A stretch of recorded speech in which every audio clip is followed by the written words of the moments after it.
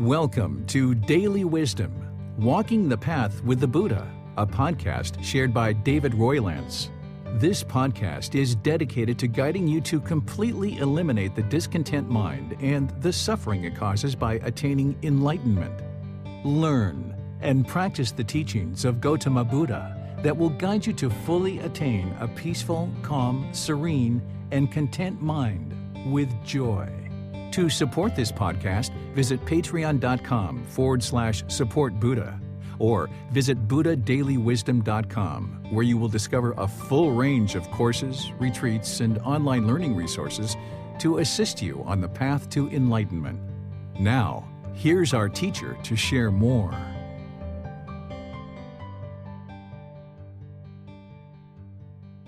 Okay, I'm going to go ahead and get started with our next topic. Our next topic is enlightenment. What is enlightenment? This is chapter 3 of volume 1, where you learn about what enlightenment is so that way you can more easily navigate your way to it.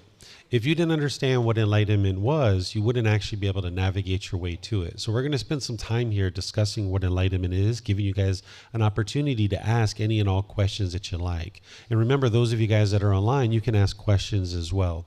So to understand this topic of enlightenment, the first thing I'd like to share with you is that it's a challenge for the unenlightened mind to understand what enlightenment is.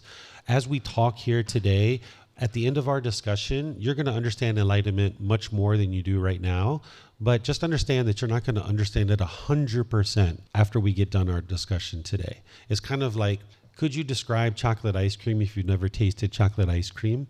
You kind of need to be able to taste chocolate ice cream to be able to really fully understand it for yourself and be able to describe it to others. So I'll describe it to you in the best way that I can to be able to help you understand it, but just understand that you won't understand 100% of what it's like until your mind's moving closer and closer to enlightenment and actually being able to experience it more and more. So as we go, as I mentioned, feel free to ask any and all questions. So it's quite challenging for the mind to understand it. As you're experiencing it, you'll understand it more and more as you go.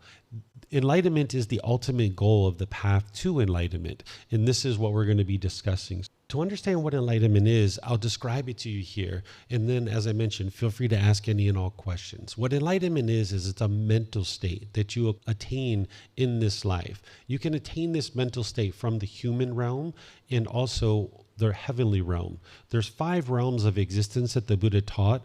We're not going to go into the cycle of rebirth or the realms of existence very much in this particular class because this is a foundational class and I keep you guys focused on the core central teachings that's going to lead to the improvement to the condition of your mind. But as you get going in your journey to enlightenment, you might decide to study the cycle of rebirth at some point. In this book series that I share, it's volume 11, and it's volume 11 for a reason because that's a better time for you to actually start approaching understanding the cycle of rebirth. But even in volume 1, there's one particular chapter where I share a little bit about it.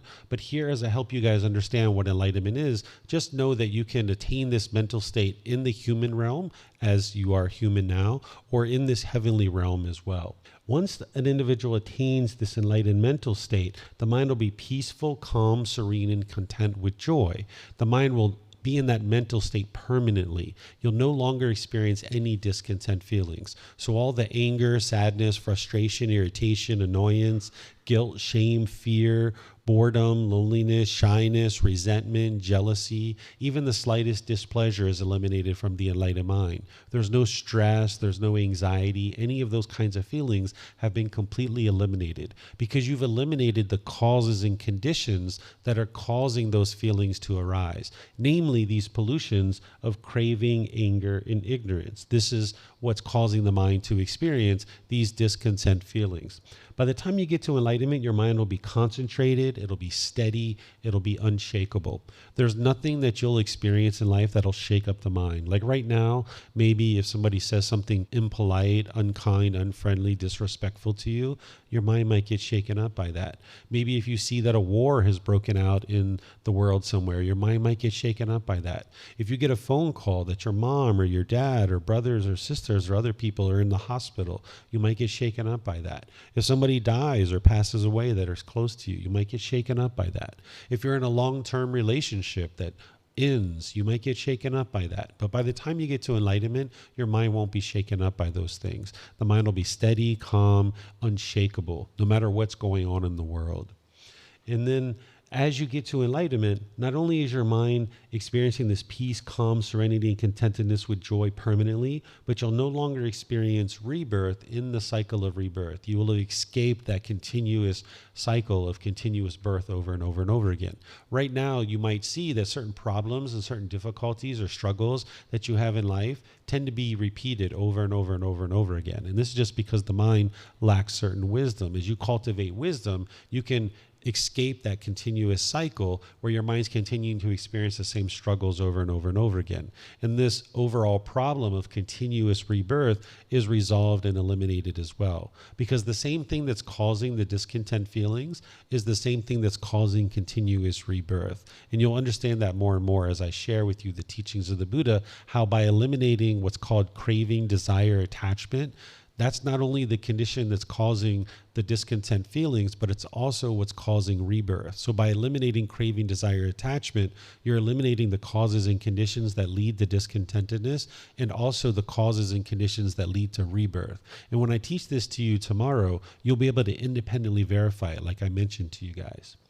And then as you move into this enlightened mental state, you'll notice that the mind will be calm and relaxed, but yet attentive and alert.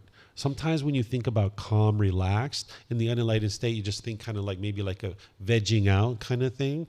But this calm, relaxed mind that is in the enlightened mental state, it's calm and relaxed, but yet there's attentiveness and alertness. There's a focus and a concentration, a clarity of mind and deep memory that doesn't exist in the unenlightened state. By the time you get to the enlightened mental state, your mind is always experiencing that peace and joy, the relaxed, calm state, the attentiveness, the alertness, the focus and clarity in the mind.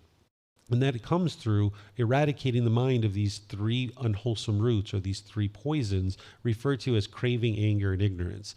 This gets much deeper when we talk about the 10 fetters, which we're going to be talking about here in a moment. But from a high level, we describe these three poisons or three unwholesome roots or three fires as craving, anger, and ignorance. So by freeing the mind of craving, anger, and ignorance, realizing non-self, which you'll understand what that is as we talk tomorrow, and dissolving the ego, this is what's going to produce the enlightened mental state. Those qualities of enlightenment will shine through because you're lifting the pollutions out of the mind. You're eradicating them out of the mind. So now the mind can perform more optimally. You'll be practicing generosity, loving kindness, and wisdom. These are the antidotes or the solutions or the remedies to craving, anger, and ignorance. You'll understand this more on Wednesday, that craving, anger, and ignorance are the unwholesome roots, but the exact opposites of those are generosity, loving kindness, and wisdom. And I'm going to help you to understand that on Wednesday.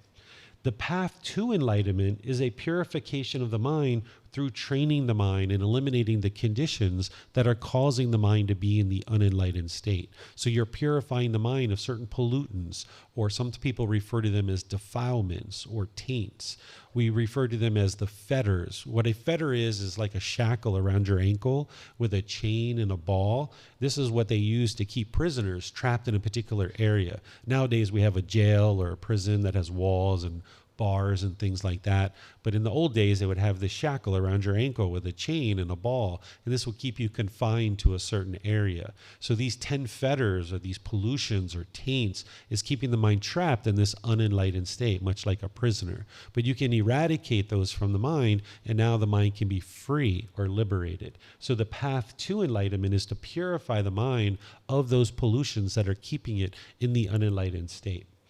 Sometimes people refer to enlightenment as happiness or ultimate bliss. I don't refer to it this way because this is what you experience when you're in the jhanas. These are preliminary phases that the mind goes through before you get to the first stage of enlightenment. I'm going to be explaining to you what's called the 4 stages of enlightenment here in a moment. There's 4 specific stages that the mind goes through before it actually gets to enlightenment. But there's these preliminary phases that the mind goes through before it gets to the first stage of enlightenment. We refer to them as the jhanas. This is the only other word that I really need to use in Pali because it doesn't translate to one English word.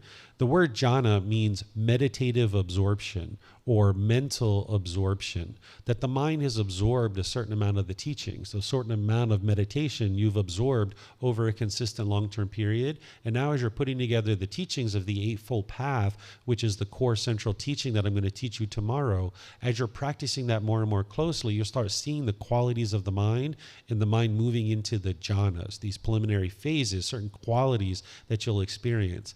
Being off the path to enlightenment, to the mind being in these jhanas, it's like night and day. Whatever you've experienced in your life in terms of kind of an elevated state, whether that was induced by drugs or anything else, that pales in comparison to what you'll experience as your mind starts moving through the jhanas and into the stages of enlightenment. There are certain qualities of mind that start being experienced as your mind enters into that first jhana, which is like night and day compared to what you've experienced when you were off the path to enlightenment. And when your mind moves into that first jhana, you can oftentimes have this ultimate bliss. This is something that is experienced. And oftentimes people experiencing that jhana, they think they're enlightened, and they will start explaining enlightenment as what they're experiencing. And this is where you can have some people that will tell you that enlightened beings still experience sadness, or they still get annoyed, or they still get irritated, because they themselves are experiencing maybe the first jhana, and they think that they are enlightened,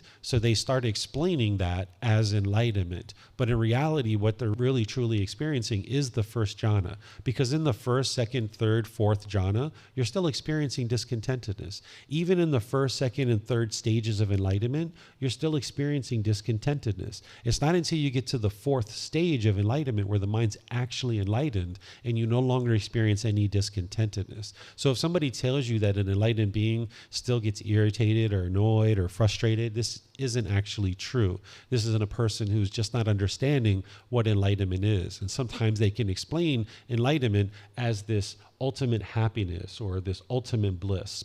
By the time you get to enlightenment, you will be happy. You will be having joy, but it's unconditioned happiness. It's not conditional happiness. In the jhanas, you still experience some conditional happiness. What conditional happiness is if this condition is met and this condition is met and this condition is met, then you will be happy. But when those conditions aren't met, you'll maybe be sad or frustrated or irritated or annoyed. So in these jhanas, and as your mind goes through the first, second, and third stages of enlightenment, there's this significant reduction to discontentedness, but you're still experiencing some amount of discontentedness. So if you hear somebody refer to enlightenment as ultimate bliss, this is like you're blissed out, this isn't what enlightenment is. Your mind is peaceful and calm, serene, content with joy. You're experiencing inner fulfillment. Your mind is fully satisfied. Your mind is experiencing the joy. Yes, you're going to have happiness, but it's unconditional happiness versus the conditional happiness that you still experience when the mind's in the jhanas. So these are some of the things to understand of what enlightenment is. Then let's talk about some of the advantages of attaining enlightenment. Of course, the mind's peaceful, calm, serene, and content with joy permanently. Sometimes what I share with people is this is like the beginning of the rest of your life. Whatever you've been doing up to the point that you get to enlightenment, now once the mind is enlightened, you can accomplish anything and everything that you've ever been interested to do because your mind is well tuned. It's performing very well. What you're doing is bringing the mind to the middle.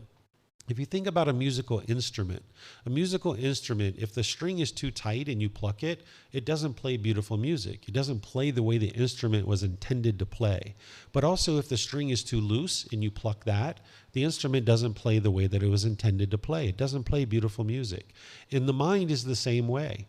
In this instrument, if you tune the string perfectly in the middle and you pluck it, it plays beautiful music the way it was intended to play. And the mind is the same way, that if you tune your mind and fine tune it and bring it to the middle, it will perform optimally. So this is why I describe enlightenment as the beginning of the rest of your life. That no matter what it is that you're interested in doing or accomplishing in life, you can do it from that point forward. And you will have already been doing it as you make your way closer and closer to enlightenment. So if you've always been interested in learning how to fly a helicopter, for example, and you just had fear and you weren't able to do it and you didn't think you were smart enough, by the time you get to enlightenment, you'll have all the ability with your fine-tuned mind, your concentration, your clarity to go learn how to fly a helicopter or anything else, open a business or anything that you would like to do. You have this high degree of focus, concentration, memory, and clarity of mind. And that's the mind performing optimally. Because when these pollutions are in the mind, it doesn't perform optimally. It doesn't perform the way that it's intended to perform. So when you clear that pollution out of the mind, this is where you're experiencing the focus, the clarity, the concentration, the deep memory. And you'll be able to do anything and everything that you're interested in doing. You'll no longer experience any of these discontent feelings that I talk about as part of our discussions. I oftentimes will refer to this list of sadness, anger, frustration, irritation, annoyance, guilt, shame, fear, stress, anxiety, boredom, loneliness, shyness, resentment, jealousy, displeasure, despair. All of that is eliminated from the mind. If you think about all the time that you've ever spent feeling frustrated and angry and irritated, you're going to have all this time back in your life. You know, you spend a certain amount of time just being disgruntled or agitated at people, broken relationships and struggles and difficulties. You're going to get all that time back to do whatever it is that you're interested in doing, certain hobbies, certain activities, certain professional work that you'd like to accomplish. You can have all that time available to you to then go off in the world and accomplish whatever it is that you'd like to accomplish. You'll have this deep wisdom of how to get to enlightenment, where the mind will be able to be polite, kind, friendly, and respectful to all beings. Right now, you might find that that's a challenge for you. There might be certain beings that you consider that you like these people, and then there's other people that you might feel that you dislike these people. And you can be polite and kind and friendly and respectful to the people you like, but maybe the people that you dislike, you really struggle being polite, kind, friendly, and respectful to them. And that's only because of the pollutions that are in the mind, and the mind's lacking wisdom. But when you cultivate the wisdom of how to train your mind and uproot these pollutions, you won't have this like and dislike. You'll love all beings. You'll be able to interact with all beings harmoniously, and you'll be able to be polite, kind, friendly, respectful to all beings around you.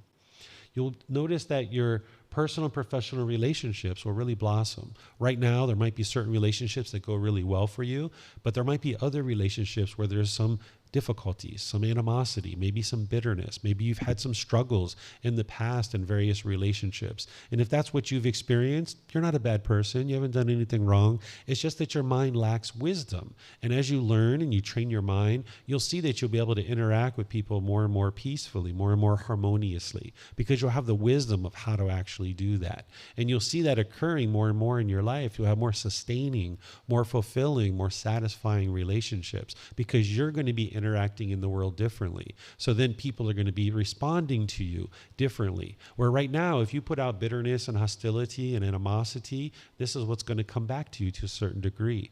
Or if you put out aggression, that's what's going to come back to you. But when you train your mind and you get rid of this pollution, you're not going to be functioning that way. And for longer and longer periods of time, you'll be interacting with people in loving and kind and compassionate and respectful ways. And more, this is what's going to be coming back to you.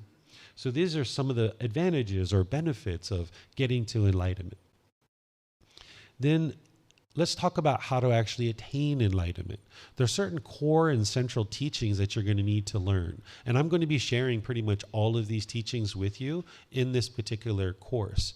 You're going to need to learn the 3 universal truths, the 4 noble truths, the Eightfold Path, the 5 precepts. I'm going to be teaching you all those in this course. You're also going to need to learn the Brahma Viharas and how to practice all of these teachings. I'm not going to be teaching the Brahma Viharas specifically in this course, but I am going to be referencing them at one point tomorrow, where I'm going to be teaching you guys about the Eightfold Path. We'll be kind of mentioning the Brahma Viharas, although I might not be calling them out by name. You're going to need to learn the 10 fetters, which I'm going to introduce you to today and help you start understanding what those are about. You'll need to learn the 7 factors of enlightenment. The 7 factors of enlightenment aren't to determine whether you are enlightened or you aren't enlightened. They're actually another tool, another technique that the Buddha uses in order to help you fine-tune your mind. When you're first learning the path to enlightenment, it's like you're this big piece of wood, and now you're creating this sculpture. And when you're first starting to learn, you maybe get out your hatchet or your axe and you start chopping off big chunks of wood to try to bring this piece of wood down to a nice, beautiful sculpture. And as you're chunking off these big chunks of wood at the very beginning, you know, it can be challenging because you're moving off these big chunks of wood. But then as you start fine-tuning the sculpture a bit more, you might need to go in with kind of like a more fine-tuned tool, like an X-Acto knife or, you know, a razor blade or something like this, and put the eyelash blemishes or the wrinkles in the skin on this beautiful sculpture that you're making. And the same thing is true as you're making this beautiful sculpture in the mind, where you're training the mind and cultivating it. You're going to need this fine tool, which is the 7 factors of enlightenment, to go in and fine-tune the mind. And this is something that you will ultimately learn and be able to help you to fine-tune the mind and get it to the point where it's now performing optimally. And then, of course, you're going to need extensive meditation training. And you get that started here in this course. And then there's other courses and retreats that I teach to help you more further understand meditation. There's only 4 meditations that the Buddha actually taught. Nowadays, there's probably hundreds and thousands of meditations that you'll see in the world. But when you see what the actual problems are in the mind, and you see how these meditations address those specific problems, you'll understand why you don't need 50 or 100 different meditations. If you tried to learn 50 or 100 different meditations, your practice would be very broad, and it would be hard for you to have any depth in any one particular technique. But by you limiting down what you actually need to learn and practice, you can get really deep in your meditation practice. So even though the Buddha taught 4 meditations, there's really only 2 that you absolutely will need to learn. Those other 2 are kind of like specialized meditations that not everybody's going to necessarily need. They're there for you if you need them, but not in all situations will a student actually need all 4. You might only need actually 2. So this allows you to really specialize and get really deep into your practice. And I'm going to be teaching you one of those during this course and helping you to learn it and develop it. And then at the various programs and courses and retreats where you'd like to learn the other ones, I will be able to help you to learn those. They're all documented in this first book, Volume 1, Chapter 11. You can see all 4 documented there. And I've taught courses and retreats on these before that are recorded and available to you. But since we're learning this foundational teachings to be able to help you get established on the path to enlightenment, I focus you on the primary form of meditation that the Buddha used, which is called breathing mindfulness meditation. So you're going to need to develop that over a period of time, and these other meditations as well, to develop this extensive meditation training of the mind. So these are the core central teachings that you need to learn, but there's other teachings beyond this. And if you're around learning with me in any of the various programs or courses and retreats, I'll help you to learn all those various teachings, but these are the ones that I suggest students focus on when they're first getting started. And as I mentioned at the beginning of our class today, you're not interested in believing any of these teachings. As I introduce them to you, I will teach you how to learn, reflect, and practice so that you can independently verify them. And that's what you'd like to do with each one of these teachings as I introduce them to you and share them with you, is to learn, reflect, and practice so that you're not believing anything. That's what's going to help you get to wisdom.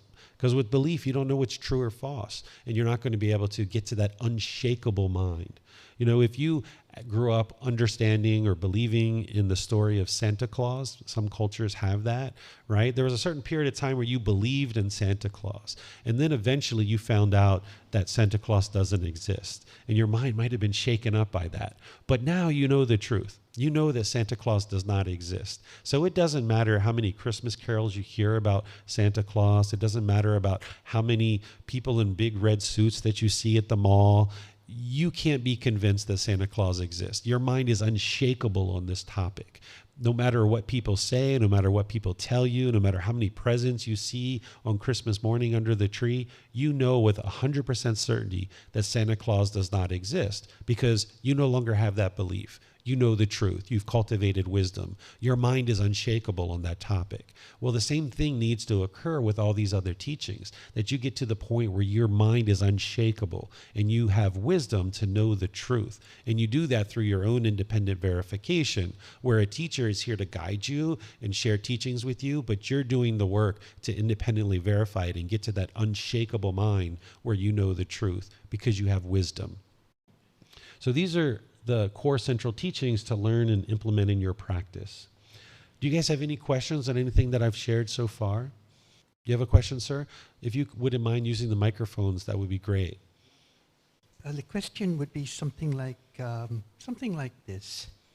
I'm wondering if we are born with purity, and could we say that enlightenment is somehow related to finding that child, that purity within us, the simplicity, the astonishment, every new experience. Also, I wonder about this question that Santa Claus does not exist. Maybe he does. Maybe it's just a symbol of generosity. It's a way to symbolize generosity and generosity does exist. I see. So I agree that generosity exists, but this individual that we refer to as Santa Claus with the large stomach and the gray beard and the hair, while this person may have existed at some point in the stories that we're taught nowadays or maybe based on that story, that individual doesn't exist today. That it's not possible for one person to travel around the world in 24 hours and deliver presents to every single home that is there. That this individual, we know with 100% certainty, does not exist today. But of course, generosity exists, but that's not Santa Claus, that's generosity. The enlightened mind and a being that is born into the world, they're not pure when we're born. That's the whole reason why we're being born, because our mind still has craving.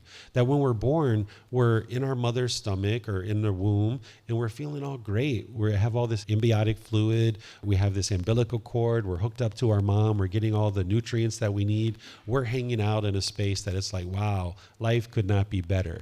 And then eventually labor pains come along and we're pushed out into the world, or there's a surgery that we use to come into the world, and now right away we're crying. Right away we're discontent. Our cravings get triggered. That we're in that environment, it couldn't be more perfect for us. But now when we experience impermanence and we come out into the world, because of our craving, because of our longing, our yearning, our craving for permanence, we become discontent. So while the natural mind itself, we could refer to it as enlightened or that brightness and radiance, there's pollutions in the mind even from the time of birth that are hindering an individual from being able to experience that. That's why we come into the world being discontent from the very beginning, because our mind has certain pollutions, and we wouldn't actually be born if we didn't have those pollutions in our mind. So in order to get to this enlightened mental state, you need to remove those pollutions out of the mind to be able to then experience the brightness and the radiance of that natural mind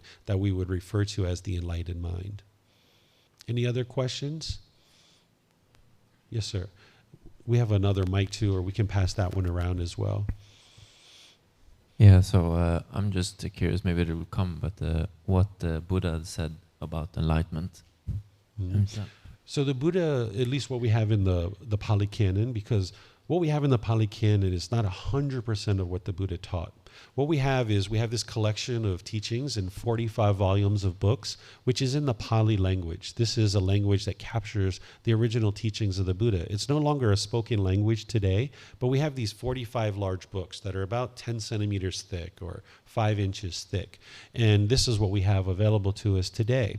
And when you study the Pali Canon and you know what the path to enlightenment is, you'll understand that not everything that the Buddha taught is in the Pali Canon, because over 2,500 years, there's been some impermanence. But the way you break through that is by learning, reflecting, and practicing. So what we have in the Pali Canon of the Buddha describing enlightenment is that he describes it as an unshakable mind. He describes it as a steady mind. He describes it as content. He describes it as someone who's not agitated. And he describes it as somebody, once you attain this mental state, that you no longer experience rebirth as well. So these are some of the things that he describes about it. And he also talks about the joy that's in the mind in the enlightened mental state. A lot of the language that I'm using to describe enlightenment, he uses that same type of language. And he describes that in order to get to this enlightened mental state, that you need to eliminate craving, anger, and ignorance, and specifically the 10 fetters or the taints or the pollutions. So all the things that I'm teaching you is based on the original teachings of the Buddha, and then I'm helping you to further understand it through describing it in the way that is described in the Pali Canon, but then also through my own experiences as well. Mm-hmm. Thanks. Mm-hmm. You're welcome. Anything else you guys would like to ask before we move on? Okay, so now let me help you guys to understand the 10 fetters. These are the 10 individual pollutions. They're referred to as fetters, as I mentioned, because of the chain and the shackle around your ankle and this ball that keeps the mind trapped in this unenlightened state. These are the 10 pollutions that are in the mind that need to be uprooted. And this is why the mind is not pure. that it has these 10 pollutions. And once you learn about what these 10 pollutions are and the symptoms that you're experiencing because of them, you can independently verify that your mind actually has these particular pollutions. And then you implement the solutions and the remedies that the Buddha shares. And then by implementing those solutions and eradicating these from the mind, you see that the mind becomes more peaceful and more joyful. So not only can you learn the 10 fetters and then understand the symptoms that you're experiencing because of them, but you can learn the tools and techniques of how to eradicate them. And then once you've eradicated them, you'll be able to see the results, that the mind is more and more peaceful and more joyful. So I'm going to introduce you to all of these, but I'm going to talk in detail about the first three, because in order to get to the first stage of enlightenment, you need to understand the first three. And while this is a foundational course, I'm going to just kind of introduce you to some of these, because everything and anything that the Buddha taught is guiding you to eliminate these 10 fetters.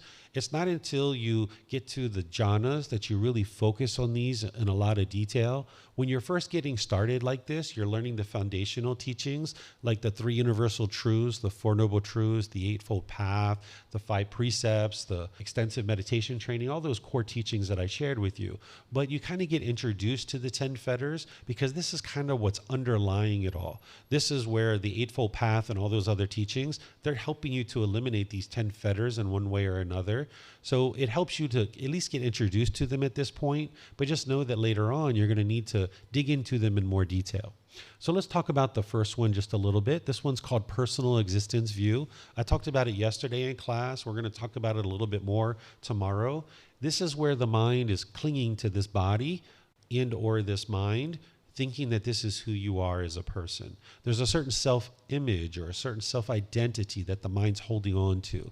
And if you're perceived in the world the way you want to be perceived, then you'll experience pleasant feelings. But if your mind doesn't get what it wants related to this personal existence view, then you might feel painful feelings. So for example, if you have a certain self-image that the mind's holding on to, and now you spill chocolate ice cream or pizza sauce on your clothing, and you're in a social situation, you might get embarrassed. This is because of the mind's personal existence view, thinking that this body is you. And now when you got that spaghetti sauce or ice cream on you, you're thinking that this is you, that these clothes are you or this body is you. And now you're not being perceived in the world the way you want to be perceived. And you'll feel embarrassed perhaps or shy in that situation.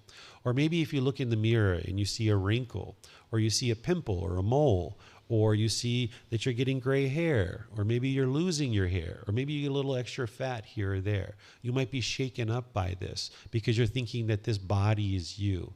And now your mind can't reside peaceful and joyful. Or if somebody says something to you that is very complimentary, and they say, wow, your color of your eyes really come out with that color of shirt that you're wearing. You're so beautiful, or you're so handsome. You might get all these pleasant feelings. But now it's only a matter of time before somebody says something degrading and disparaging, and now you experience painful feelings because they're commenting about your physical appearance and this self-image. And then the same thing is occurring with the self-identity. Certain culture, certain ethnicity, certain nationality, maybe your sexual orientation or your job or occupation, your mind might be clinging to this, thinking that this is who you are as your self-identity. So now if you think, I am American, or I am British, or I am Australian, or I am Chinese, or any of this I am a Buddhist teacher, I am a boyfriend, I am a girlfriend, I am a police officer, I am a lawyer. Any of this I am that the mind is holding on to is just the self-identity that the mind's clinging to. And now if somebody says something polite, kind, friendly, respectful, something that's agreeable to you about any of those things, then you'll experience the pleasant feelings. But when somebody says something degrading or disparaging about your nationality, your culture, your ethnicity, your sexual orientation, your job or occupation, you'll experience the painful feelings of sadness, anger, frustration, and others. And this is because the mind's clinging to this identity in the mind, thinking that this is who you are.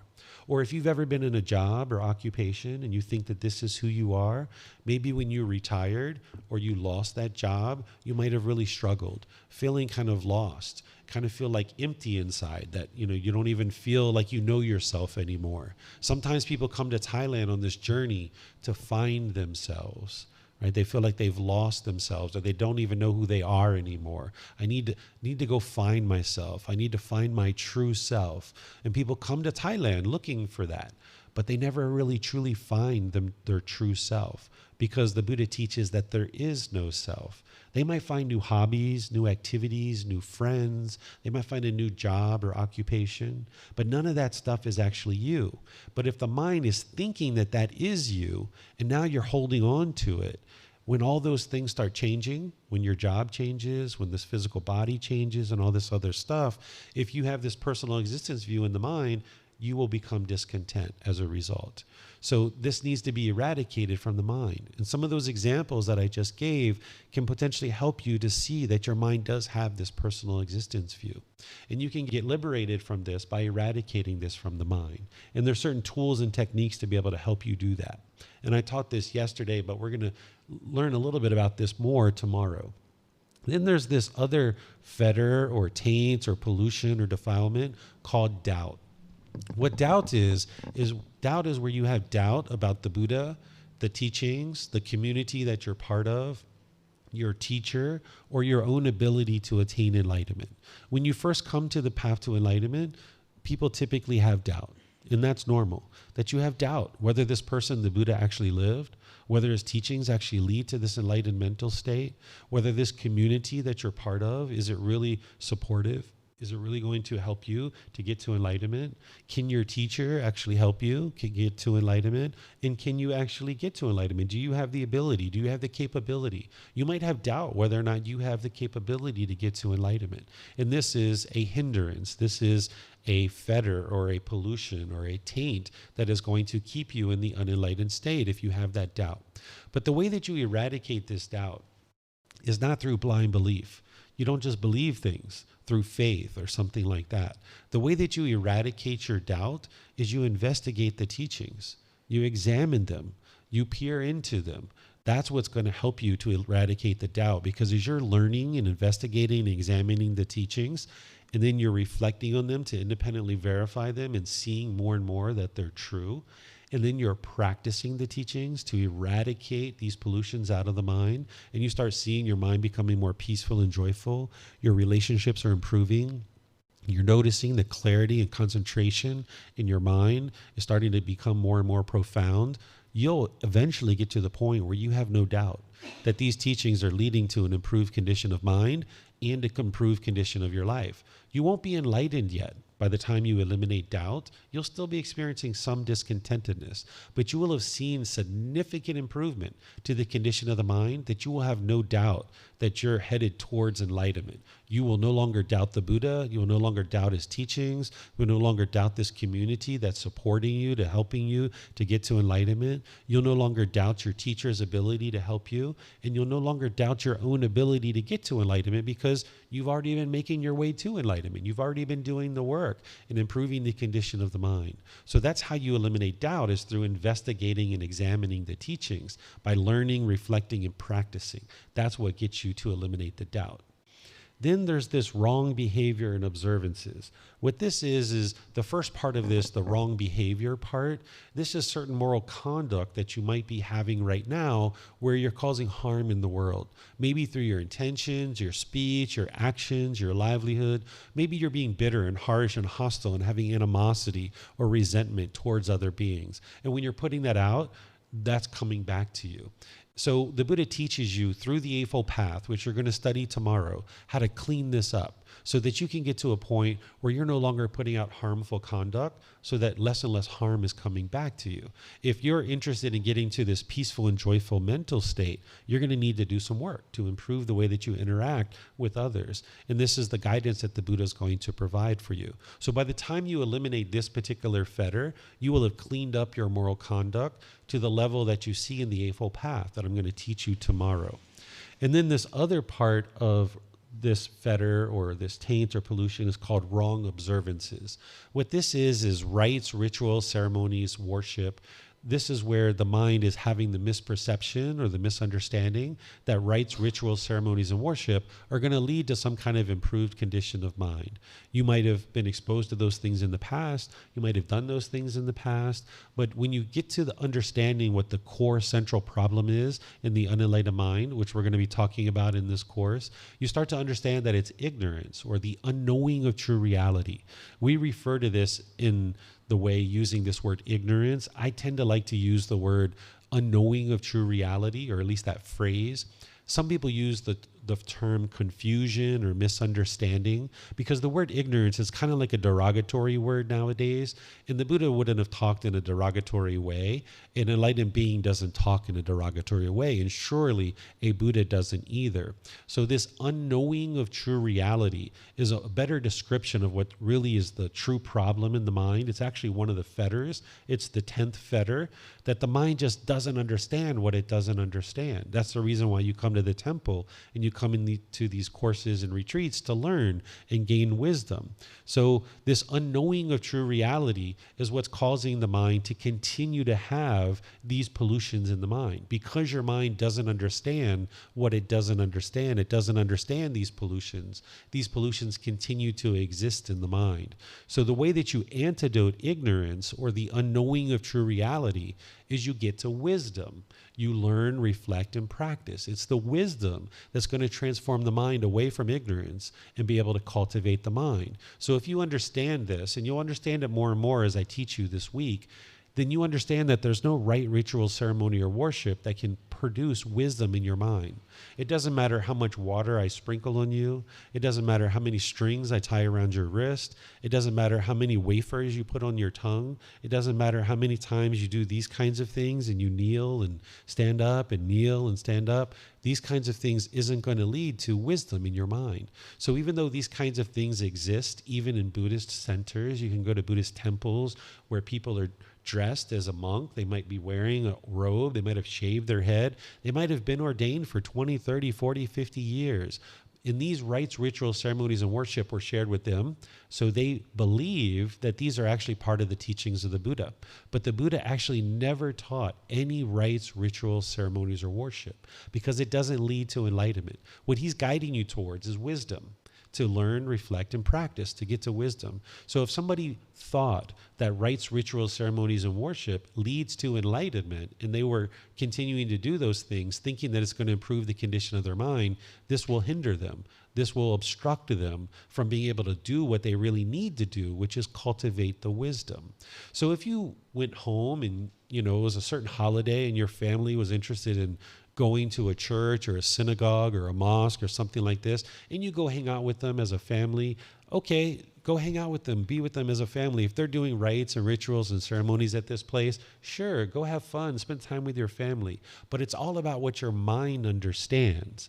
That if you're sitting there thinking like, oh yeah, let me kiss the ring of this person, or let me, put this wafer here, or let me, bow down to this statue this many times, and that's what's going to produce an improved condition of your mind, it still has these wrong observances. But if you're in those environments and you understand that, oh yeah, this doesn't lead to enlightenment, but you're just hanging out with your family, you're hanging out with your friends, it's not like you're going to, have this pollution. Your mind doesn't have that pollution. You're just going there to spend time with your friends and family. So it's not about what you should or shouldn't do with these wrong observances. It's about what your mind understands. If you understand that rites, rituals, ceremonies, and worship doesn't lead to an improved condition of mind, then you might have already potentially eliminated this aspect of this particular fetter. Because oftentimes students have been involved in those kinds of things, and you've experienced those kinds of things, and you know that, yeah, they don't lead to any improvement in your life.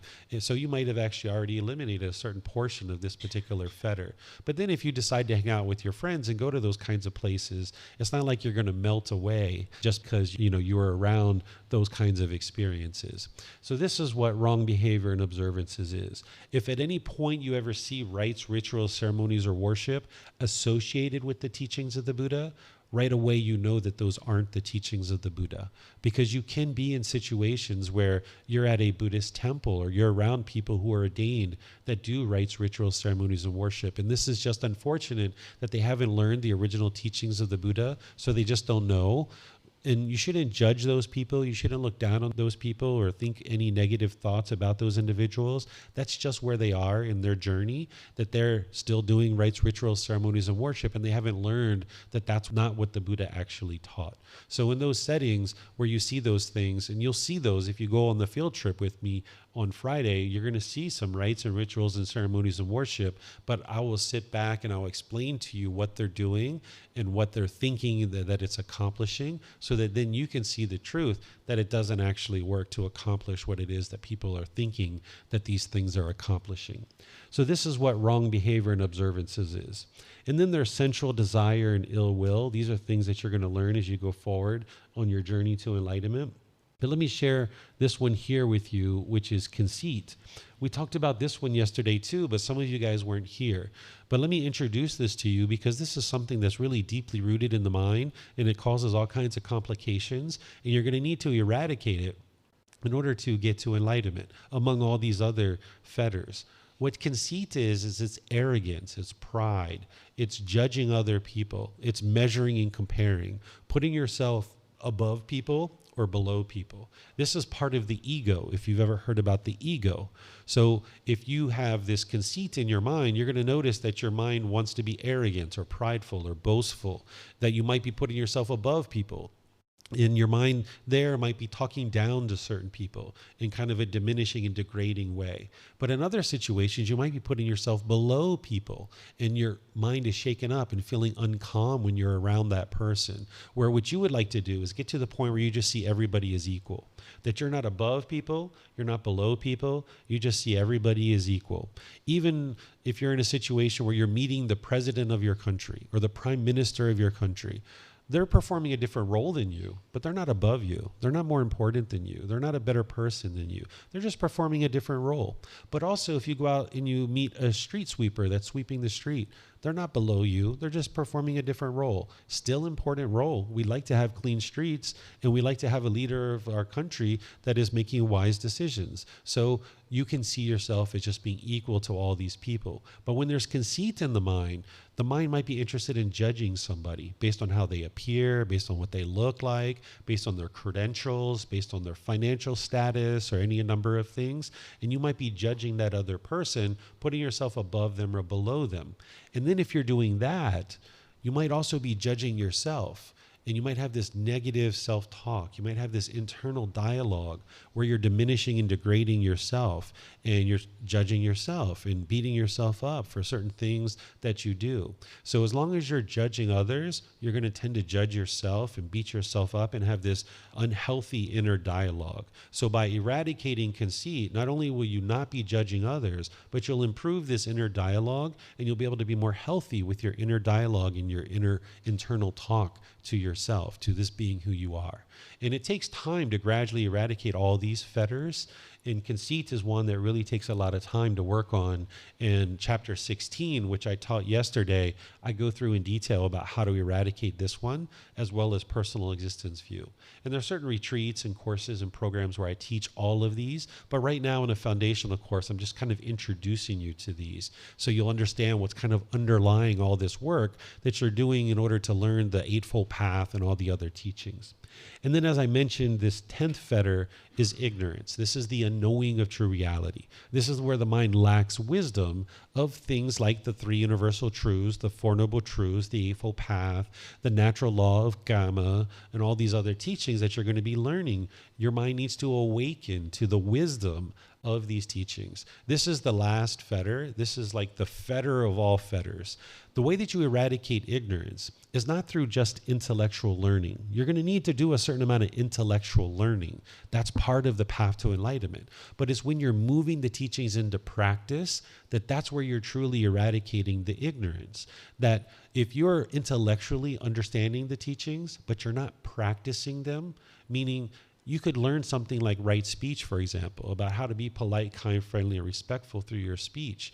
But if you're not practicing it, the mind still has ignorance because you're not able to put those teachings into practice yet. It's still defiled by this unknowing of true reality. So you can have people that are scholars or academics or researchers, anthropologists, or maybe even historians that learn the teachings of the Buddha to a certain level intellectually, but they're not yet practicing the teachings. And that's because there's still ignorance in the mind. So if your mind is experiencing any discontentedness, even the slightest ickiness, it still has this ignorance or this unknowing of true reality. The mind hasn't fully cultivated wisdom to get to what the Buddha describes as final knowledge. When you get to enlightenment and you fully eradicate ignorance, the mind's fully cultivated wisdom, you've now gotten to final knowledge, where the mind fully understands the path to enlightenment, not just intellectually, but you're actually practicing it. That you should see that you're practicing the teachings on a consistent, ongoing basis. To get to that point where you're practicing the teachings, it'll be challenging. You got to bring your practice up to that. You've got these pollutions that are in there fighting you, right? So you got to gradually work to bring your practice up to that level. But once you get to the point where you've attained final knowledge and you fully eradicated ignorance, you'll be practicing these teachings effortlessly. Right now, you might struggle when you're choosing to meditate, or when you're talking to your parents or your siblings. You might really struggle in those conversations, in those relationships. But by the time you get to enlightenment and you fully eradicate ignorance, there won't be any more struggles. You'll be practicing these teachings effortlessly. It'll just feel like first nature. Essentially, what you're doing on this path to enlightenment is it's like upgrading your operating system of your computer. If you have a computer that's running kind of an old, archaic operating system, it's kind of cumbersome, but you've kind of gotten used to it to a certain degree. But you still get frustrated and agitated about it every once in a while. But over time, as this operating system needs to be upgraded, you incrementally upgrade it to maybe version 9.0. And when you first get upgraded, it's like, oh man, this is really challenging to kind of learn where they moved all the icons around and how to use this operating system. But after about 2 or 3 weeks or so, you're like, man, this operating system works so much better. I'm glad I upgraded. Where initially it's quite challenging to learn that operating system. But then once you learn it, it's like, wow, this is so easy. This is effortless. Why didn't they do this a long time ago? This is so much better. So right now, it's like your mind's on unenlightened 1.0. And now what you do is you incrementally upgrade your operating system of the mind in order to get to enlightened 9.0. And as you're going through those incremental upgrades and you're moving more and more of this pollution out of the mind, you'll have certain challenges and it'll feel awkward and strange at different times. But by the time you get to enlightenment, your mind will be performing optimally and you'll be effortlessly practicing these teachings. It won't feel like a challenge or a struggle any longer. But on your way to it, just like that operating system, you'll be challenged along the way. But then eventually you'll see like, oh my goodness, life is so much easier when you understand the natural laws of existence, because you'll now be functioning and making wise decisions that are producing those wholesome results. So these are a little introduction to these 10 fetters. You see, I didn't go through each one of them because right now I'm just kind of introducing you to a couple of them. Do you guys have any questions on any of these? Yes, sir. We have a microphone. You have one as well? Okay, go ahead since you got the mic and then we'll pass it over. There's another mic somewhere. Yeah, I didn't cover all of them. If you'd like me to talk about 6 and 7, I can. So what 6 and 7 are is this is where you have a craving to exist in the world, either in the form realm, which is the human realm, and the animal realm, which has physical form, or someone might have a desire to exist in one of the formless realms, like heaven or afflicted spirits or hell. There's people who want to be in hell, right? Not very many, but there are people who want to be in hell. So if you have a desire, a craving for existence in one of these realms, maybe you've been taught that your ultimate goal is to get to heaven and be there permanently, then there's maybe a craving to exist in that realm, either a form realm or a formless realm. And by the time you get to eliminating these two fetters, you no longer have that craving for existence. You don't have craving for existence, but you don't have craving for non-existence either. Your mind is in the middle. And by the time you've eliminated these two fetters, you no longer have a fear of death, that you've eliminated any kind of fear of death. Right now, you might have a fear of your own death, but by the time you get to enlightenment, you won't even fear death itself, that you will just be content and joyful and peaceful in the present moment, and you'll understand that death is part of the equation, and you don't fear it. You don't desire to die, but you aren't afraid of death either, so your mind is in the middle. You have a question, Rasmus? Well, I'm wondering what's the deal with higher and lower? What's the logic behind that in a way?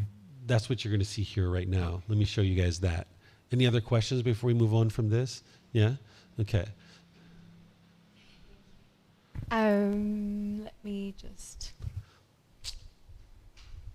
So, with the ego, would you say that when our ego is in conceit, and we kind of deem, or we treat ourselves like worse than others, so are we deeming ourselves as inferior to everyone else when we have that like bad, I don't know, I just know lots of people who can treat others with kindness and respect and love or whatever, but then with themselves they really struggle to show themselves that kind of kindness and compassion. Would you say that that's our ego deeming us inferior and them superior, or?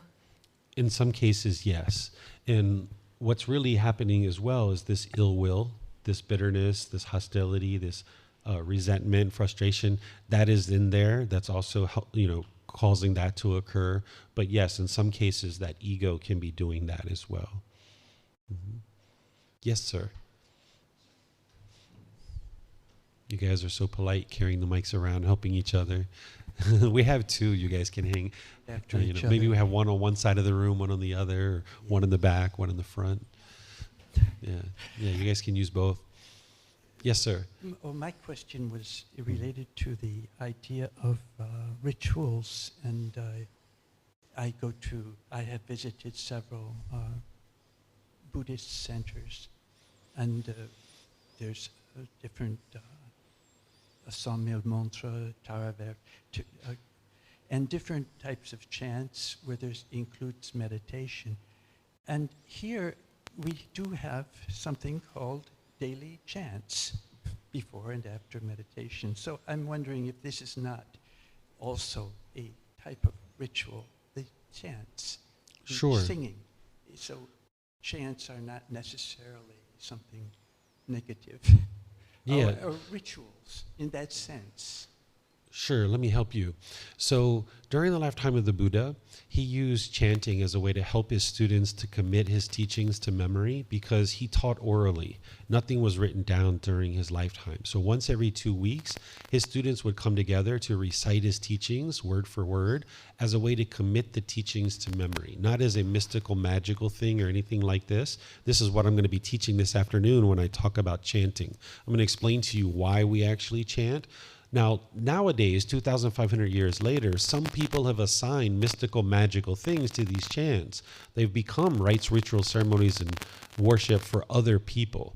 But the way that I present it to you and the way that I'm going to teach it to you and the way that I employ it in my own practice is as a way to ease the mind into meditation and get more benefit out of the meditation itself. So it's not a rite, a ritual, or ceremony, or worship, or any prayer, or anything like that. But because we oftentimes chant in a language that doesn't exist any longer, sometimes the way people think is the less you know about something, the more mystical and magical it is. So some people don't understand what these words mean. I put the English translations on there so you understand what they mean. But they're not a rite, a ritual, or a ceremony, or worship. They're not prayer. They're not invoking any kind of anything to come and change something for you. But it's a way to help you get more benefit out of the meditation itself. But you will see people that will present chants as a way of teaching you that there are some kind of mystical or magical benefits. But we're going to be discussing that this afternoon. But just know the chants that I use, there's no mystical or magical benefit, and it's not a rite, ritual, ceremony, or worship. The other in regards to teachings, he taught, I think, from age 35 to 80 or something. Anyway, Is it turned on? Yeah, so maybe just speak directly into the mic. okay. There you go. Well, I was wondering whether there was a development of Buddhist thought, so his teachings were different than 35, or was it after Enlightenment? Was it evolutionary quality to his teachings? I see. So from the time that somebody gets to enlightenment, which the Buddha would have gotten to enlightenment at the age of 35, you've attained final knowledge at that point. You fully understand the path to enlightenment, particularly a fully perfectly enlightened Buddha.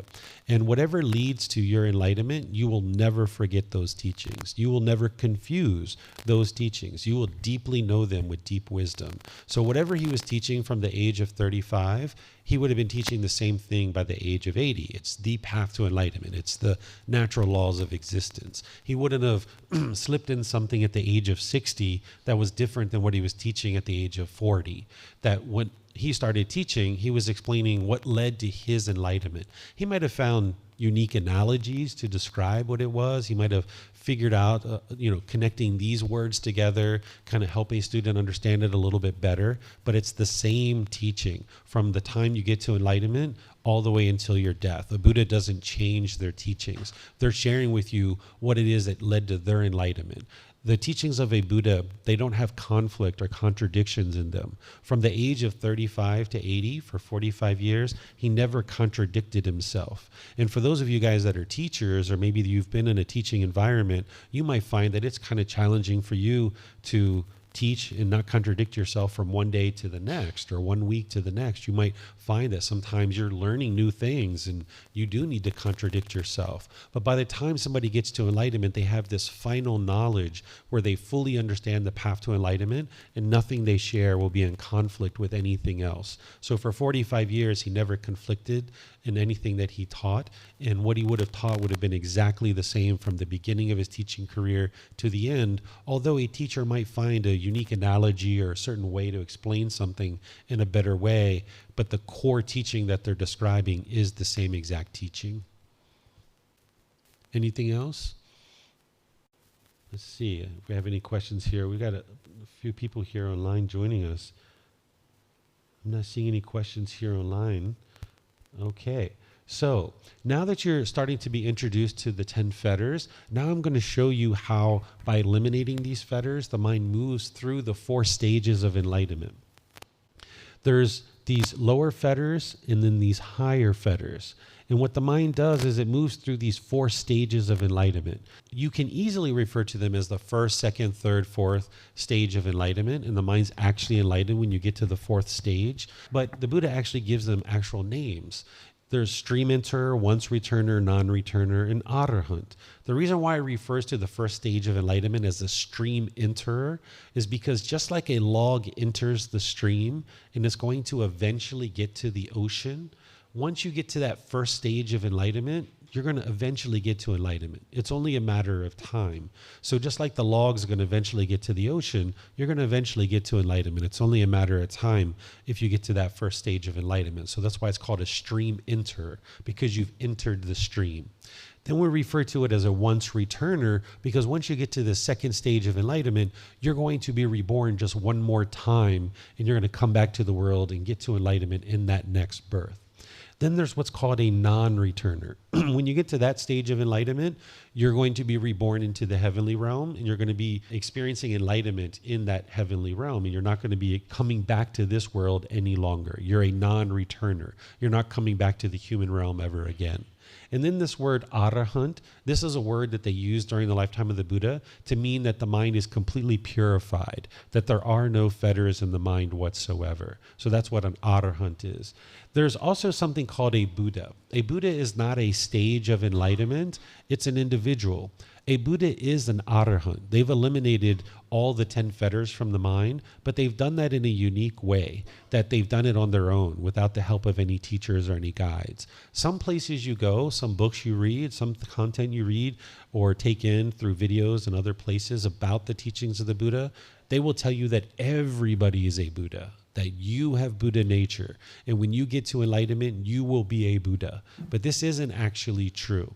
That the Buddha never said that, but people nowadays are saying that. This is one's own ego, thinking that they are a Buddha, not understanding what an actual Buddha is. So a Buddha isn't a stage of enlightenment, it's a unique individual. It's a very rare individual that doesn't exist in the world very frequently. The last one that the world's currently aware of existed over 2,500 years ago.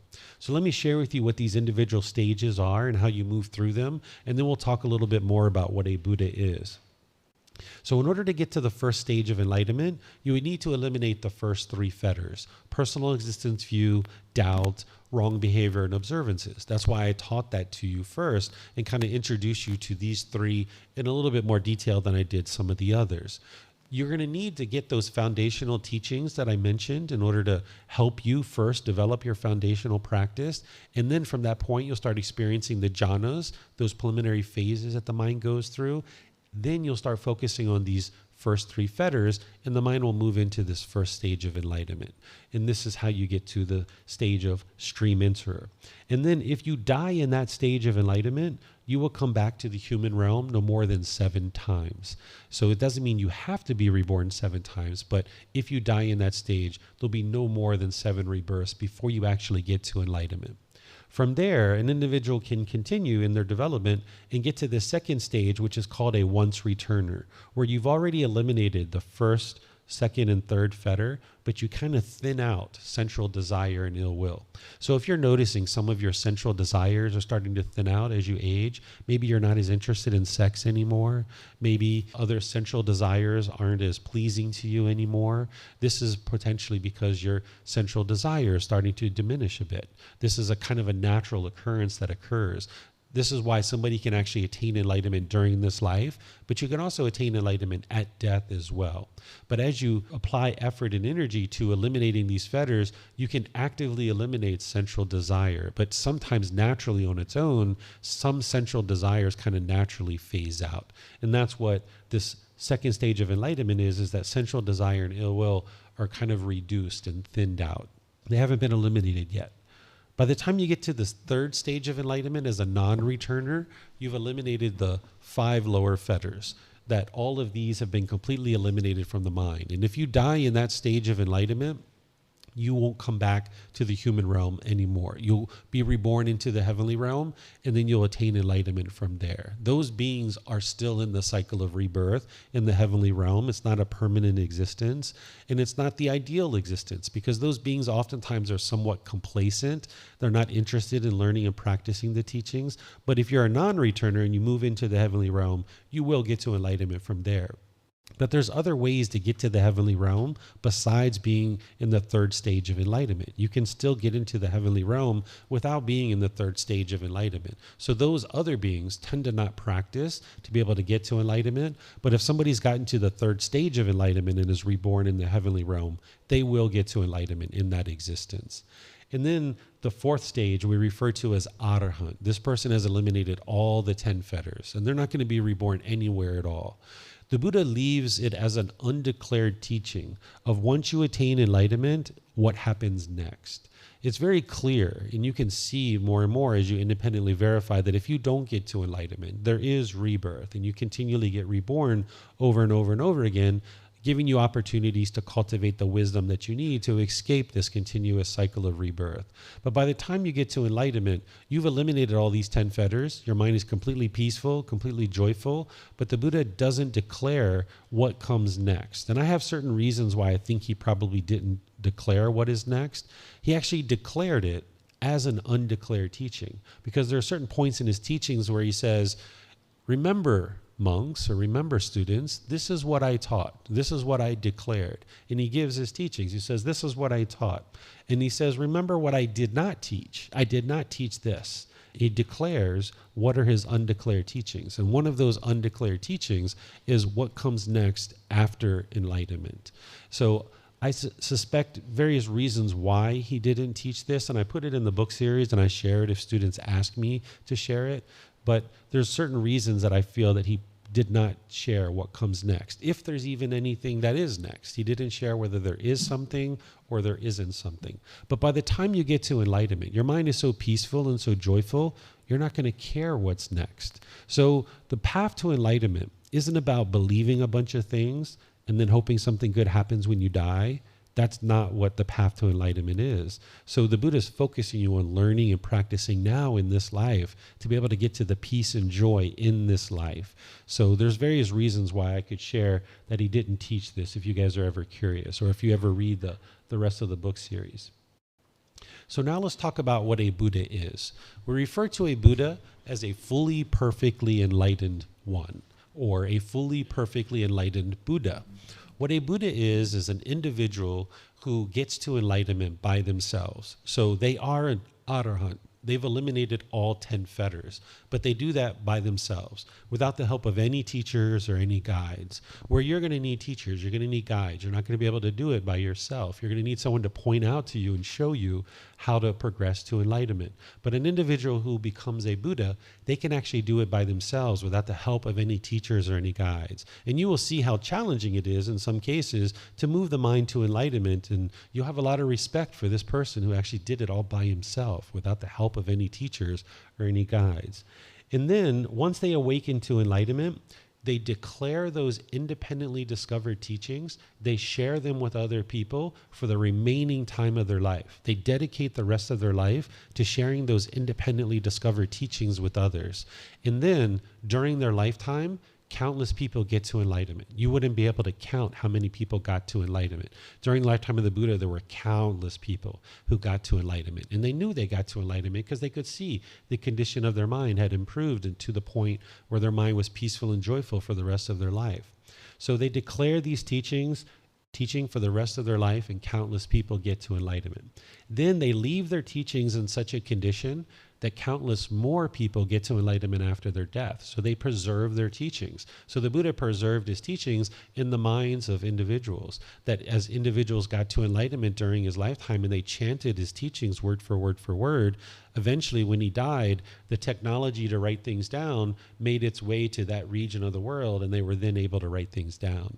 Because at that time of the life of the Buddha, the technology to write things down existed in China, but it didn't exist in that region of the world. The language that the Buddha taught in wasn't even a language that had a script. It was only exclusively an oral tradition, that they didn't even have a script to write things down. So once the technology made it to that region of the world to write things down, they then kind of invented a script and they started writing things down after his death. But he ensured the preservation of his teachings by the chanting that his students did. And then countless more people got to enlightenment after his death. Even today, there's still people getting to enlightenment based on his teachings. So this is how we know that he's a Buddha, because he meets all three of these criteria. And this is why during his lifetime, not everybody actually knew that he was a Buddha, because all three criteria hadn't been met yet. He was only doing the first two. It wasn't until he died that more and more people were like, he's a Buddha. Oh, okay. Look, people are still getting to enlightenment after he's died. So we knew that he met all three criteria. So today, we know him as the Buddha, but during his lifetime, it was only certain people that knew he was actually a Buddha. Then the thing that helps a Buddha to actually be able to get to enlightenment by themselves without the help of any teachers or any guides is this other criteria. That the person who's going to become a Buddha, they have a profound memory. They have a very deep, profound memory, even in the unenlightened state. They can remember countless things about their current life and their previous lives as well. For you, you have a certain capacity in your mind. It's kind of like a hard drive. Maybe you have 500 gigabytes or 1 terabyte or something like that. And then as you experience new things in life, you need to delete old files in order to store new files. So this is why if you think about your childhood, you just have spotty memories. You can remember a couple of things here and there, but not in a bunch of excruciating detail. You can just remember kind of spotty things. But in the last 5 or 10 years, you could probably remember things pretty closely because you've got those current files. But because you have a certain capacity, you have to delete old files in order to store new files. But a person who's going to become a Buddha, they don't have that limitation. They have an unlimited capacity to remember things in their mind. They can remember things about their current life in excruciating detail and their past lives as well. So now what they do is they accumulate wisdom over many lifetimes, that in their last life, they put all that together in order to then get to enlightenment, that they put all that wisdom that they accumulated over many lifetimes, and now it all comes together in their last life, and they figure out on their own, without the help of any teachers or guides, how to get to this enlightened mental state. And then that's when they declare the teachings that it took for them to get to that enlightened mental state, and then they help countless people get to enlightenment, preserving their teachings for countless more people to get to enlightenment. So this deep, profound memory that a individual who's going to become a Buddha has, this is what helps them to get to enlightenment by themselves. And then they use that memory to then be able to help their students during their lifetime. This is why a Buddha can actually help countless people get to enlightenment, because they understand the teachings very deeply, very profoundly. They spend their rest of their life putting lights down along the path to enlightenment and illuminating the path so that more and more people can actually understand what it takes to get to enlightenment and then actually attain enlightenment. And because their memory is so deep and they have so much wisdom, they can share those teachings in such a profound way that another person wouldn't be able to. So even an enlightened being, and a person who gets to enlightenment, if they chose to teach, they could teach and they could guide other people to enlightenment, but not in the same way as an actual Buddha. A Buddha has such deep, profound wisdom that they can help countless people get to enlightenment. So this is one of the criteria that makes a Buddha a Buddha.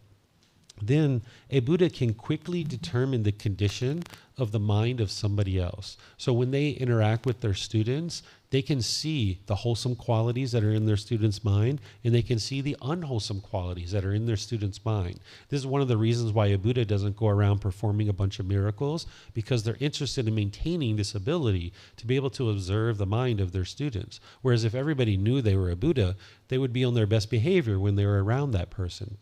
So by a Buddha kind of being undercover, so to speak, right? Like if you had a police officer standing on a uniform on the corner of a street, everybody would be on their best behavior. But if you have someone in plain clothes standing on the street corner, that police officer is going to see a whole lot more things going on in the community. So a Buddha is the same way. When people don't know who the Buddha is, he can see the quality of the mind of their students much more profoundly, and then be able to help them with teachings to be able to help them move to the enlightened mental state. And this helps the student, and it helps the Buddha to actually do what the Buddha is actually trying to do, which is help as many people get to enlightenment as possible. That's the best way to preserve your teachings as a Buddha, is to help as many people get to enlightenment, because once they get to enlightenment, they will have that deep, profound wisdom. And then over time, there'll be certain people that choose to teach and share those teachings as well. So a Buddha is going to use this ability to determine the condition of someone else's mind to then be able to help them share teachings that are going to help them get to enlightenment. But the Buddha would only share teachings with somebody who asked him for guidance. A Buddha doesn't go off into the world beating a drum, holding picket signs, and trying to force people or control people to learn his teachings, right? He's just going to teach people who come to decide to learn with him. He might invite them and welcome them in, but it's up to the individual to choose to learn. You can't force or control somebody to get to enlightenment. Each person has to decide to do that on their own. And then one of the last criteria to determine a Buddha, that this person is a Buddha, is that they're going to be a living, breathing, walking example of their teachings. A Buddha doesn't teach one thing and then do something completely different. So if a Buddha is teaching people to be polite and respectful, you'll see that they're going to be polite and respectful. If you're going to see a Buddha teaching something like right speech or right action, which you guys are going to learn tomorrow, they're going to be practicing that, because a Buddha understands that they do teach through their spoken words, through their verbal communication, but they also teach just as much, if not more, through their actions, that their students are observing their actions and the way that they interact in the world, and then they're going to use that as a role model. So a Buddha isn't going to be teaching one thing and doing something else. We might call this practice what you preach, right? A Buddha is not preaching. That's not what they're doing. They're just sharing teachings and guidance to be able to help you get to this enlightened mental state, but they're going to be practicing what they're teaching. They're going to be a living, breathing, walking example of their teachings, so that their students can learn just as much through observing them in the world as they do when they sit down and talk in a conversation like this or in a class like this. So do you guys have any questions on this? Yes, ma'am. Can we use the mic? Mm-hmm. Yeah. We have some people online that are joining us. And then these classes are being recorded as well, so you'll be able to watch them later. I just wonder, is the Dalai Lama a Buddha? So the Buddha, the Dalai Lama, I've seen an interview where he said that he's not enlightened, He's not a Buddha. This is a different tradition of Buddhist teachings than what you're learning here. There's three main schools of Buddhist teachings. There's what's called the Theravada tradition, which means the teachings of the elders. This is the form of Buddhist teachings that is considered to be the closest to the time of the death of the Buddha. Then there's what's called Mahayana tradition, which is from China. And this is kind of a layer removed from what the Buddha taught. It's about 500 to 1,000 years after his death. And then there's what's called Vajrayana Buddhism, which is in Tibet. Really, these traditions have been spread all throughout the world, but these traditions get farther and farther away from what the Buddha actually taught. So if you look at Tibetan Buddhism or Vajrayana Buddhism, there are a lot of rites, rituals, ceremonies, and worship in that tradition. And the Dalai Lama is a monk that is in that tradition. He's a well-known monk, but he has said in an interview that he's not enlightened, so therefore he wouldn't be able to be a Buddha. Isn't that the point that you can't say that you're enlightened? So a Buddha wouldn't say that he's enlightened, but a Buddha wouldn't say that he's not enlightened too. Because if you're enlightened and you say you're not enlightened, then you're lying. Yeah. And a Buddha wouldn't do that. So by the Dalai Lama saying he's not enlightened, then you know that he's not enlightened. Because a person who's enlightened, they're not going to say they are enlightened, but they're not going to say they're not enlightened either. Mm-hmm.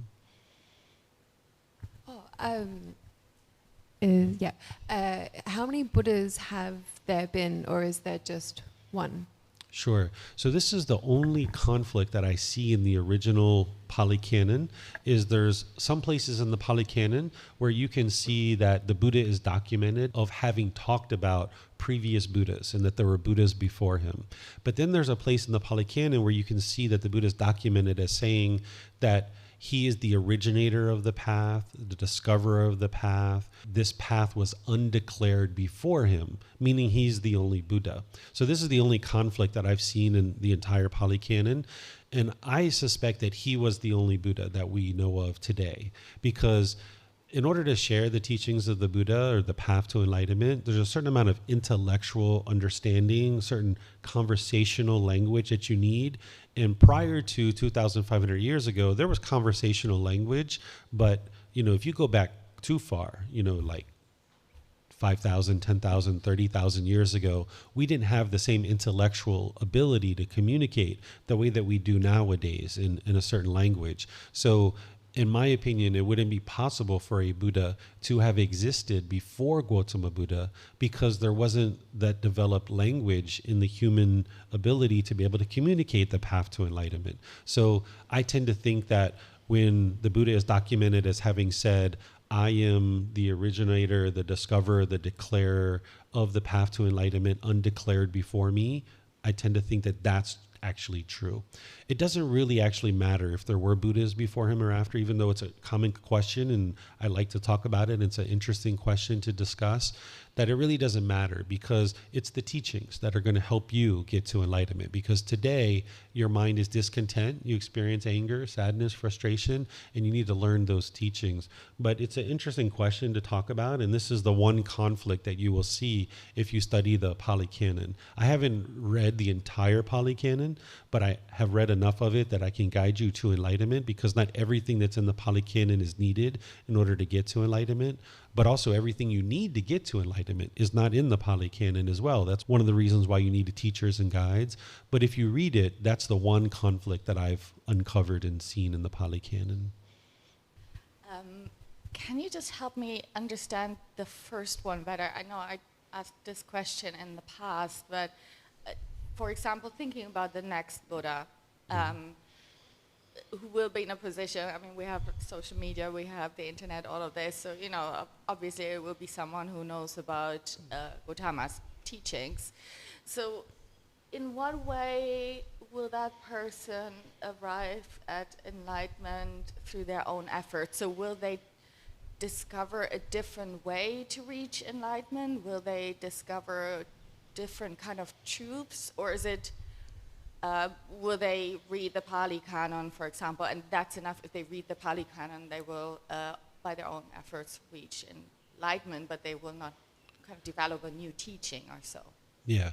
So what Tatiana is asking about is this future Buddha that is described in the teachings of the Buddha. He describes a Buddha named Maitreya Buddha, which means loving kindness, that this future Buddha that the Buddha described would have this overwhelming loving kindness for humanity and for the world, and that they would arise in the world and share the teachings that lead to enlightenment. So during the lifetime of the Buddha, he shared the natural laws of existence. He tapped into these natural laws, he saw them very clearly, and then he described them so people could get to enlightenment. And those natural laws that existed during his lifetime are the same exact natural laws that exist today. But people's memory of those teachings and the documented proof that we have of those teachings, that has all been affected by impermanence. And the Buddha knew that this was going to occur. So during his lifetime, he talks about how his teachings would arise in the world. The Buddha, Gotama Buddha, would arise, and then they would degrade over time. And then there would be this new Buddha, Maitreya Buddha, who would restore his teachings back into the world in such a way that all of humanity would be able to gradually get to enlightenment. Jesus Christ would have talked about coming back and, kind of sharing truth to create heaven on earth, where the Buddha talked about this new Buddha coming into the world and helping all of humanity get to enlightenment.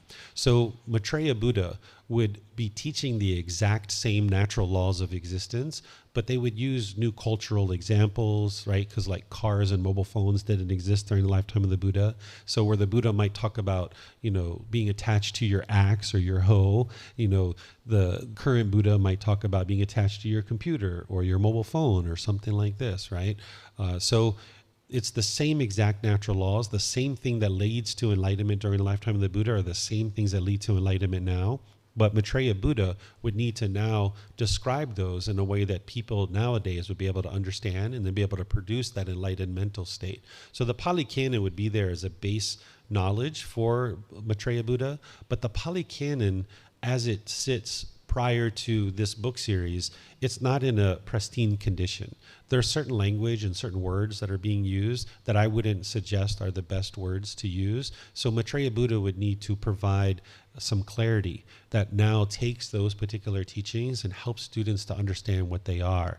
Because over the course of 2,500 years, as people have translated them from Pali into English or Pali into Thai or these other languages, that the translations haven't been so accurate because the people that are translating are unenlightened.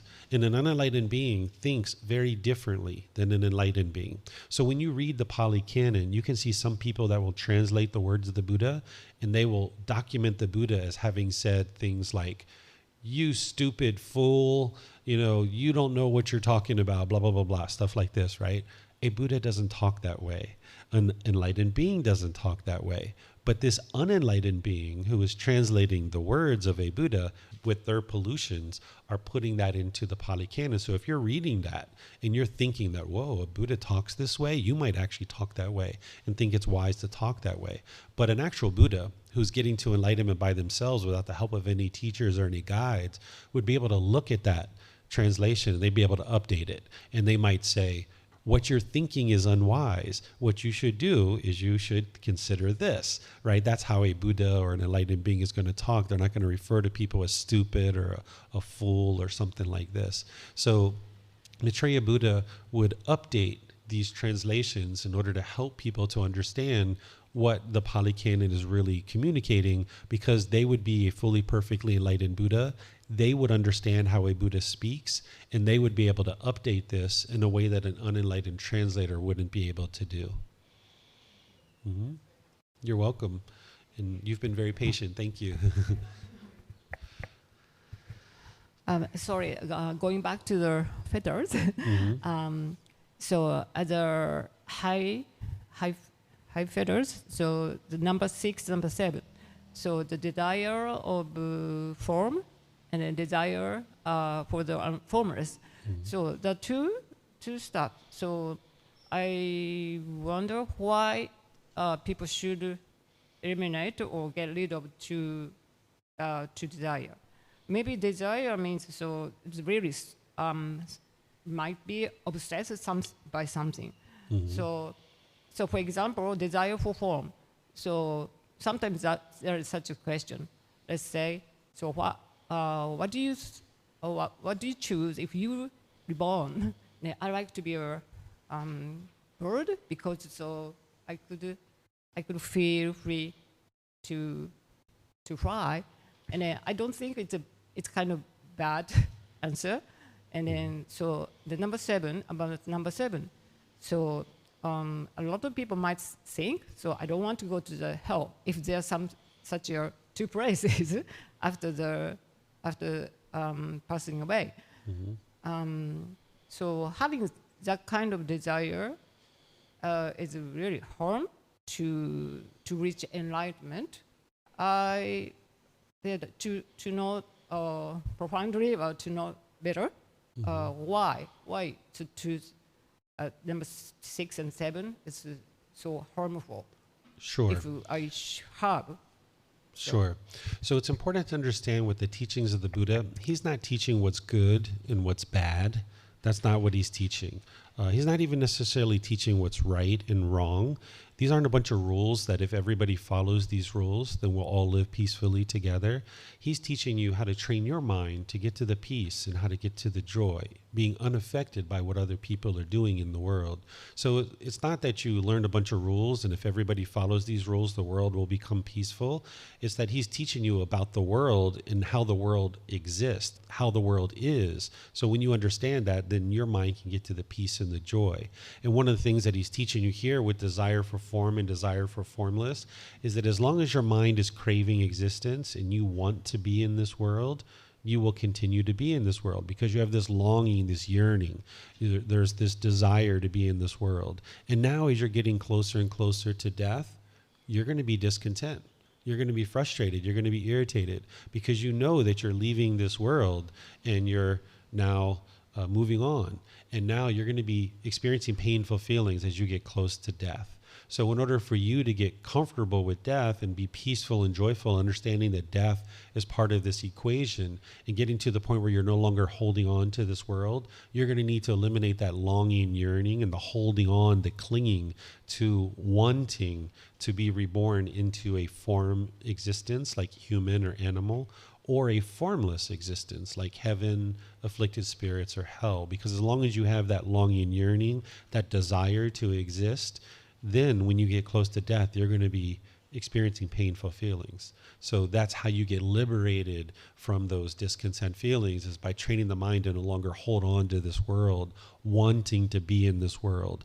But you also need to train the mind to not crave non-existence either. This would be somebody who's like interested in suicide. Whereas if you had that craving, you're not going to be peaceful there either. So it's only bringing the mind to the middle on this particular topic and all the others that you can then experience the peace and the joy. Thank you. So maybe a little bit difficult to understand all of this, but yeah, what I felt is, so desire is just a kind of a, so yeah, craving attachment. Yeah, it's craving, desire, attachment. So let me use an example that's not this. Let's use an example like a new mobile phone. Let's say a new mobile phone comes out. Let's just say you have the iPhone 6, right? And it's really old, it's beat up, it's got all kinds of problems, it's really slow. But now the iPhone 14 or 15 comes out. If you have a longing, yearning, and you're really wanting that iPhone 14 or 15, you're going to feel discontent every time you use your iPhone 6. You're like, man, it's just not working. Why isn't it working? Oh, gosh, I wish I had that iPhone 14. What's going on? You really want that iPhone 14. That's the longing, the yearning, the craving. That's what's causing that discontentedness to arise. But if you can just be peaceful and you're like, you know what? The iPhone 6 is all that I can afford right now.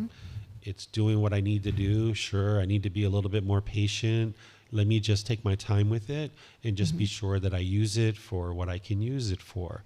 And now, without that desire for the iPhone 14, you can be content and you can be peaceful. But as long as you have that desire in there, that longing, yearning, the wanting, the expecting, that's what's going to cause the mind to be discontent. And I'm going to teach you guys this tomorrow when we talk about the Four Noble Truths. All of this is just build up to be able to help you understand what enlightenment is before tomorrow we really start focusing in on the problem, the cause, the elimination, and the path forward. This is where you can have a real breakthrough. But this same craving, desire, attachment, the wants and expectations about anything, if your mind craves anything at all, if you're longing and yearning for anything, your mind's going to be discontent. So if you were indifferent and you could care less what happens to you in this life, you're not going to be peaceful there. But if you're craving and desiring and longing and chasing after things, you're not going to be peaceful there either. So it's only when you bring your mind to the middle where your mind can pursue something as a goal, as an objective or an interest, that you can experience the peace and the joy. So back to this example of the iPhone 6, it's like, okay, my iPhone 6 isn't working. I need a new phone. Let me start saving a little bit of money so that I can ultimately buy this new phone, because this is going to make things a bit more convenient for me. But while you're in the process of saving that money, you do it contently, you do it peacefully, you work towards that goal or that objective, and there you can maintain your joy. So the same thing here with desire for form and formless. You're not interested in craving to exist in the world. You're not interested to crave non-existence. You just learn to be content in the present moment, that you are in existence. So now you learn to be in the present moment and having peacefulness and joy and contentedness in the present moment. Okay. Thank you. I'm looking forward to having the class tomorrow. Thank you. Yeah. Yeah, you'll learn the Four Noble Truths and what's actually leading to these discontent feelings. I'll be able to walk you through, and you'll be able to independently verify it. Just like those first 5 students of the Buddha that was able to independently verify it, they could tell that he was enlightened, he was a Buddha. You'll be able to do that independent verification here as I share it with you tomorrow. Any other questions on this? Okay. So there's sometimes more that I share here in this particular discussion, but I just let the discussion go wherever it needs to go. I'm not clinging or craving the discussion to be any particular thing, but I noticed that it's close to lunchtime. So what I'm going to do is take a break here for lunch, give you guys some time to rejuvenate your bodies and your minds by resting, relaxing, by getting some food, talking with each other. It's just a little bit after 12. If we come back together at 1:30, which is essentially an hour and a half from now, then we'll be able to continue. And what I'm going to continue with is sharing with you guys Buddhist chanting and helping you guys to learn what Buddhist chanting is, why we do it, why it's helpful. And then I'm going to teach you how to do it slowly but surely. We'll do it together. And then ultimately we're going to do a meditation session together this afternoon. So enjoy your lunch, and I'll see you guys at 1:30. Thank you guys for your questions. We'll see you guys in a little bit. Sawadee krap, sawadee krap. Thank you for listening to this podcast. To provide support for this podcast, visit patreon.com/support Buddha. To access more teachings, visit buddhadailywisdom.com. There, you will discover a full range of courses, retreats, and online resources to assist you on the path to enlightenment. Remember to establish a daily, consistent meditation practice, along with learning and practicing these teachings. A well-developed meditation practice is the foundation in which to train the mind to attain enlightenment.